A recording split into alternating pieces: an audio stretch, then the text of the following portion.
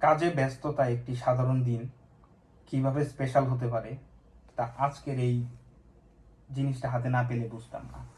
এটা মূলত মানে আমার জীবনের স্মরণীয় একটা দিনের ভেতরে এটা একটা।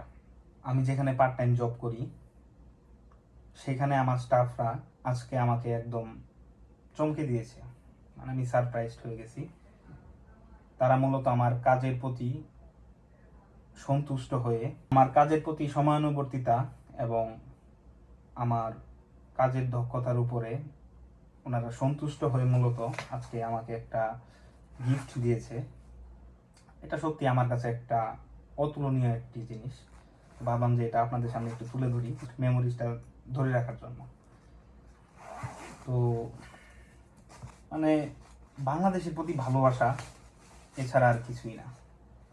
তো এই হচ্ছে আমার গিফট। এখানে খেয়াল করলে দেখতে পারবেন যে এখানে যেটা আছে সেটা হচ্ছে সম্পূর্ণ সুতায় তৈরি, এবং হাতে তৈরি করা, সেলাই করা।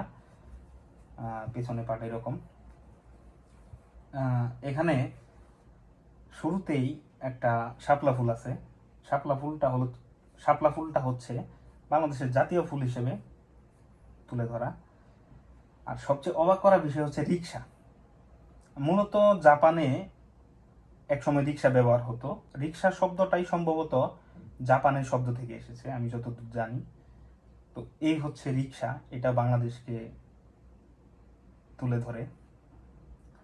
তারপর এখানে সুন্দর করে লেখা আছে বাংলাদেশ। এটা সম্ভবত দোয়েল পাখি, যেটা আমাদের জাতীয় পাখি সেটা। আর এ হচ্ছে আমার বাংলাদেশের পতাকা। হয়তো কিছুদিন আগে একটা পোস্টও দিয়েছিলাম যেখানে বলেছিলাম যে আমরা বাংলাদেশে জন্মগ্রহণ করেও আমরা সঠিকভাবে জানি না যে পতাকার সাইজ কিভাবে তৈরি করতে হয়। বেশিরভাগ আমরা বাংলাদেশে যেটা ভুল করি, বৃত্তটা থাকে ভেতরে, কিন্তু আসলে কিন্তু তা না। আমাদের বাংলাদেশের পতাকাটা হচ্ছে বাম দিকে জায়গা একটু কম থাকবে, ডান দিকে জায়গা একটু বেশি থাকবে, প্রশস্ত থাকবে। তো এটাও ওনারা মনে করে, ঠিক দেখলে বুঝতে পারবেন কতটা দক্ষভাবে এটা সম্পর্কে জানার পর তারা এটা তৈরি করেছে। পাশাপাশি জাপানে আমার মূলত হাসান নামে আমাকে চিনে, যার কারণে এখানে হাসান নাম লিখেছে। আসলে আমি মনে করি যে আমার কাজের প্রতি সততা, নিয়মানুবর্তিতা এবং সময় মেনটেন করার প্রতি ওনারা সন্তুষ্ট হয়েই বাংলাদেশকে বিচার করেছে। মানে বিষয়টা এমন, এখানে তো পুরো বাংলাদেশিকে ওনারা কখনো দেখে না। একটা মানুষের কাজকর্ম এবং সবকিছুর উপরে বিবেচনা করে তার দেশের মানুষ কেমন সেটাই তারা আন্দাজ করে। তো যার কারণে আজকে যখন আমি জবে যাওয়ার পর আমার একজন পছন্দের একজন স্টাফ আছে, তো উনি আমাকে এই গিফটটা আমার হাতে দেয়। আমি সত্যি অবাক হয়ে গেছি একটা কারণে। গিফট অনেক রকমের হয়, কিন্তু এই গিফটটা আমার কাছে স্পেশাল। কারণ হচ্ছে জাপানের মতো একটা দেশে সময় বের করাটা খুবই টাফ, আর সেই মুহূর্তে আমার জন্য সময় বের করে উনি এটা তৈরি করেছেন। আমি সত্যি ওনার প্রতি কৃতজ্ঞ। তো একটা ছোট্ট একটা গল্প শেয়ার করি।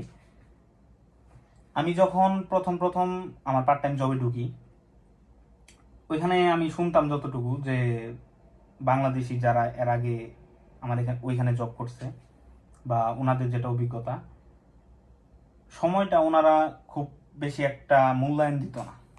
মানে বাংলাদেশি স্টুডেন্ট যারা ছিল, সবাই না, মানে ওনাদের যেটা অভিজ্ঞতা বললো যে বাংলাদেশি স্টুডেন্টরা হচ্ছে যে জবে যাওয়ার পর হচ্ছে যে সময় মতো জবে যায় না, কাজে ফাঁকি দেয়, কিংবা অনেক সময় অনেক অকারেন্স করে ফেলে। যার কারণে বাংলাদেশিদের প্রতি শুধু জাপানে না, পৃথিবীর সব জায়গাতেই একটু নেগেটিভ মনোভাব আছে। আবার বাংলাদেশকে নিয়ে তাদের অনেক আগ্রহ আছে। তো আমাকে সবসময় বলতো যে এই কথাগুলো আমাকে সবসময় বলতো। তো আমি ওনাকে বলতাম, যতটুকু বোঝানোর চেষ্টা করতাম যে সব বাংলাদেশি তো এক হয় না, বাংলাদেশে ভালোও আছে, বাংলাদেশে খারাপও আছে, যেমন জাপানেও ভালোও আছে, খারাপও আছে। তো তারপর থেকে ওনারা আমার কাজ দেখতো। আমি চেষ্টা করতাম আমার সঠিক টাইমে আমার জবে যাওয়ার, এবং আমি চেষ্টা করতাম আমার যেটা কাজ আমি সেটা মনোযোগ দিয়ে করার। পাশাপাশি ওনাদের সাথে খুব অল্প সময়ে আমার একটা ভালো বন্ডিং তৈরি হয়ে যায়।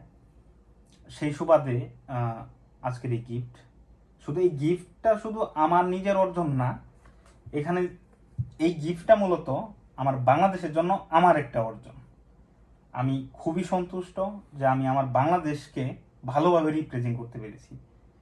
আশা রাখি আমি আরও আমার কাজের প্রতি সিনসিয়ার হব, আমার পড়াশোনার প্রতি আমি সিনসিয়ার হব, যাতে আমার দ্বারা আমার বাংলাদেশের সুনাম নষ্ট না হয়।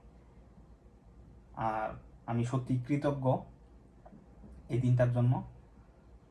এটা আমার অনেক বড় একটা অর্জন। দোয়া করবেন সবাই আমি যেন আমার লক্ষ্যে পৌঁছাতে পারি। আল্লাহ হাফিজ।